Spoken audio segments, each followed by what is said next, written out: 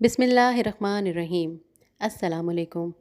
अगर ज़मीन को खोदा जाए तो हम कितनी गहराई में जा सकते हैं? कभी आपने सोचा है कि हमारी ज़मीन जिस पर हम रहते हैं, अपने रहने के लिए घर बनाते हैं, अपने अंदर क्या रखती है? अगर ज़मीन को खोदा जाए तो हम कितनी गहराई में जा सकते हैं और इस गहराई में हमें क्या मिलेगा? आएँ आज इन तमाम सवालात के जवाब जानने की कोशिश करते हैं।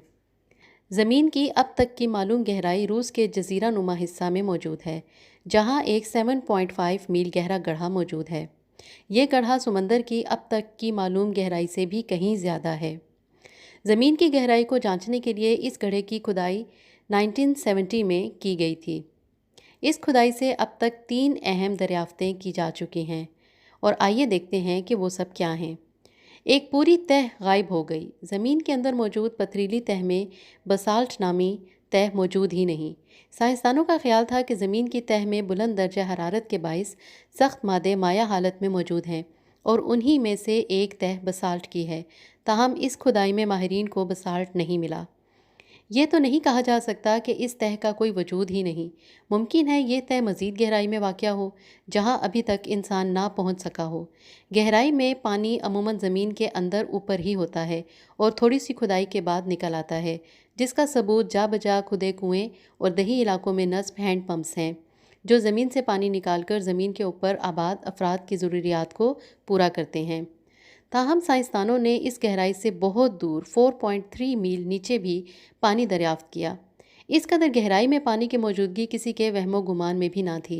सबसे हैरत अंगेज़ दरियाफ्त खुदाई के इस अमल के दौरान ज़मीन के अंदर गहराई में मौजूद खुर्दबीनी फासल्स की शक्ल में ज़िंदगी की मौजूदगी थी।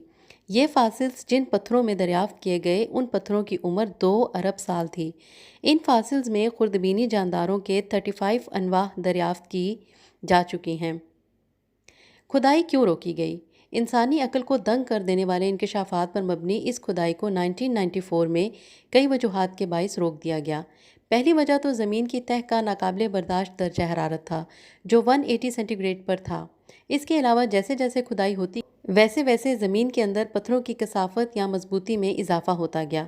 खुदाई करने वालों का कहना है कि मज़ीद गहराई में ड्रिलिंग करना किसी प्लास्टिक से ड्रिल करने जैसा हो गया था।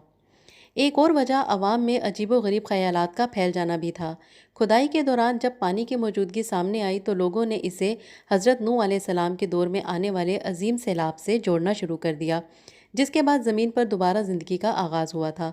लोगों का मानना था कि इस अजीम सैलाब के बाद जब पानी उतरा तो वो ज़ेरे ज़मीन गड्ढों और नालों में फैल गया और अब इस कदर गहराई में पानी की मौजूदगी साबित करती है कि ये तूफ़ान और अजीम सैलाब कोई द्योमालाई दास्तान नहीं बल्कि हकीकत थी। खुदाई के इस अमल के दौरान माहिरीन के दिलों में भी एक मफरूज़ा बैठ गया, जो काफ़ी अनोखा और किसी हद तक खौफज़दा कर देने वाला था।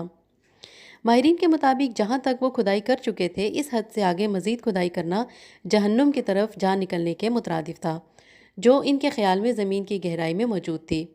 इन माहिरीन ने यह भी दावा किया कि जब वो खुदाई करते हुए ज़मीन की गहराई की तरफ बढ़ रहे थे तो उन्हें बाज़ औक़ात नामानूस सी चीखें भी सुनाई देती थीं। उनके मुताबिक ये चीखें तकलीफ़ में मुब्तला उन रूहों की थीं जो जहन्नुम में जल रही थीं और आखिर में आपको सबसे ज़्यादा खौफनाक बात से आगाह करते चलें। ये खुदाई जहाँ पर ख़त्म हुई वो मकाम ज़मीन के मरकज़ तक का सिर्फ 0.002% है, यानी ज़मीन की लामतनाही गहराई अभी मज़ीद कई अजीम दरियाफ्तों की मुंतज़िर है। क्या मालूम इंसान इस काबिल है भी या नहीं कि इसे दरियाफ्त कर सके। बहुत ही दिलचस्प मालूमात आपके साथ आज शेयर की। यकीनन आपको आज की वीडियो पसंद आई होगी। अपना बहुत ज़्यादा ख्याल रखिएगा और मेरे चैनल का भी। इजाज़त दीजिए। अल्लाह हाफ़िज़।